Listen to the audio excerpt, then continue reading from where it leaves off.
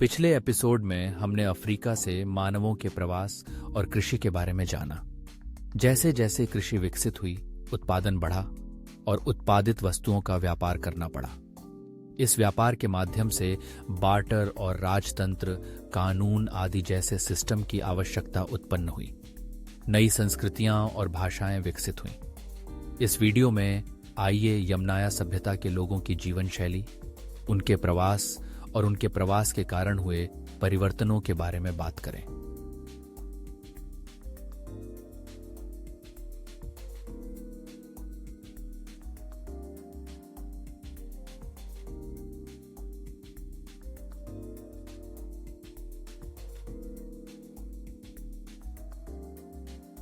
यूरेशियाई steps के विशाल मैदानों में एक खानाबदोश समूह फला फूला, जो अब रूस, यूक्रेन और कजाकिस्तान में है।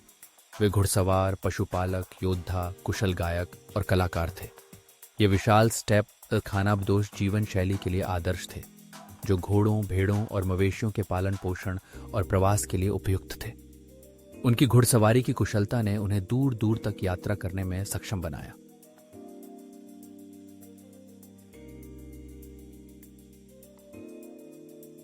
ईसा पूर्व 4000 तक कजाकिस्तान की बोटाई संस्कृति में घोड़ों का पालतू बनाना शुरू हुआ और यह यामना लोगों द्वारा पूरी तरह विकसित किया गया।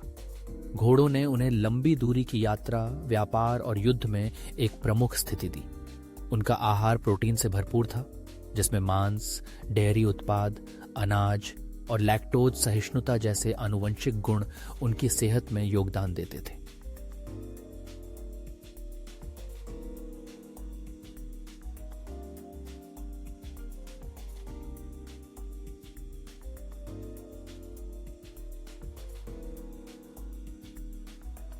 यामना संस्कृति की एक जटिल सामाजिक संरचना थी। उनके समाज में स्पष्ट रीति रिवाज थे और नेता तथा योद्धाओं का सम्मान किया जाता था। यह संरचना उनके दफनाने की परंपराओं में स्पष्ट रूप से दिखाई देती है। गड्ढा कब्रें या कुर्गान, जिनमें हथियार, घोड़े की हड्डियां, इराह की आहबडियां और मिट्टी के बर्तन होते थे।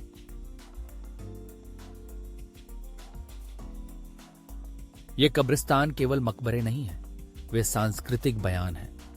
पुरातत्वविदों ने इन मकबरों से प्राचीन डीएनए एकत्रित किया है और यमना लोगों की आनुवंशिक विरासत को आधुनिक यूरोपीय और दक्षिण एशियाई लोगों से जोड़ा है।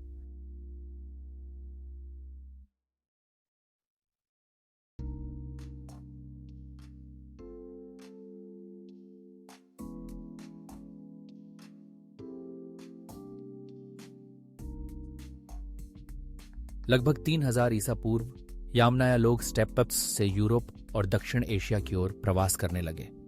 यह प्रवास इंडो यूरोपीय भाषाओं के प्रसार का आधार था।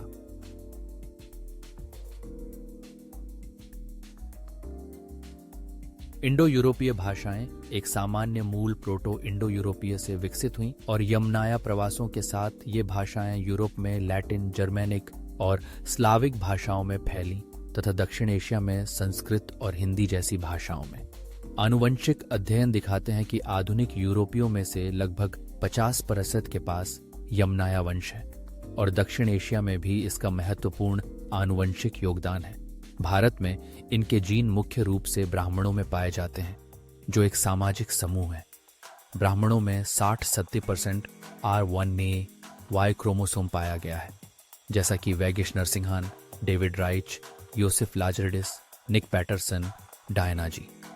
माहौल और हार्वर्ड तथा मैक्स प्लैंक संस्थान जैसी संस्थाओं की टीमों द्वारा निर्धारित किया गया है।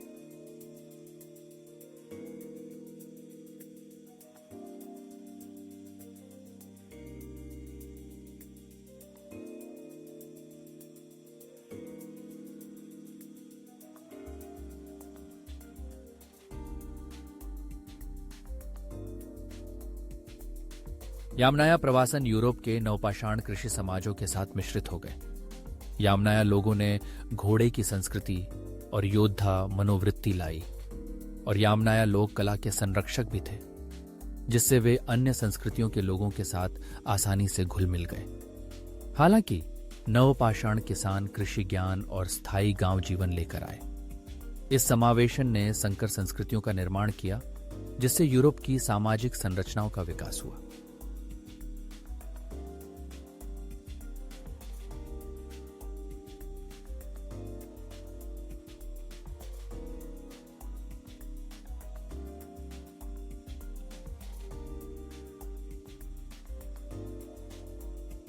यमनाया लोगों के प्रवास ने मेसोपोटामिया और सिंधु घाटी सभ्यताओं का इतिहास मिटा दिया। यमनाया लोग स्थानीय लोगों के साथ मिल गए और नई स्थानीय रीति रिवाज और परंपराएं लिखनी शुरू की। यमनाया लोगों की संस्कृति एक पुरुष प्रधान विचारधारा वाली प्रणाली है और उनकी लेखन शैली भी इसी प्रकार की है।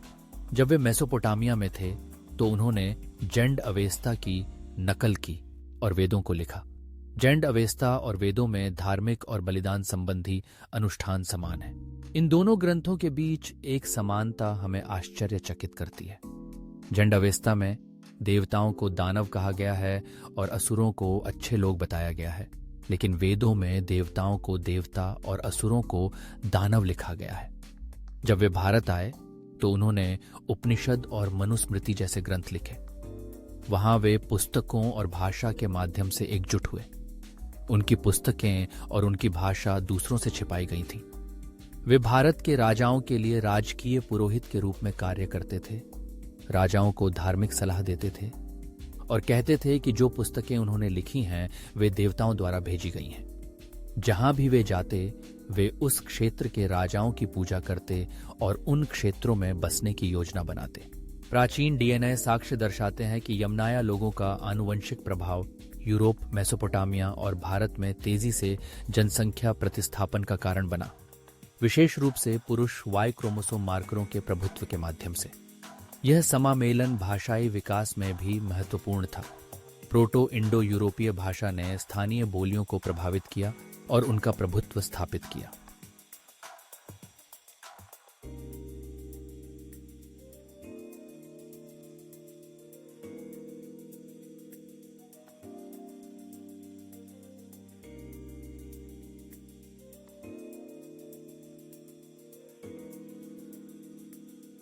यमना संस्कृति की विरासत आधुनिक दुनिया में बनी हुई है। आनुवंशिक अध्ययन दिखाते हैं कि आधुनिक यूरोपियों में से लगभग 50% के पास यमना पूर्वज हैं और उनका आनुवंशिक योगदान दक्षिण एशिया में भी महत्वपूर्ण है। इंडो यूरोपीय भाषाएं अंग्रेजी, हिंदी, स्पेनिश, संस्कृत यमना प्रवासन से उत्पन्न हुई हैं और ये भाषाएं आधुनिक संस्कृतियों को जोड़ती हैं।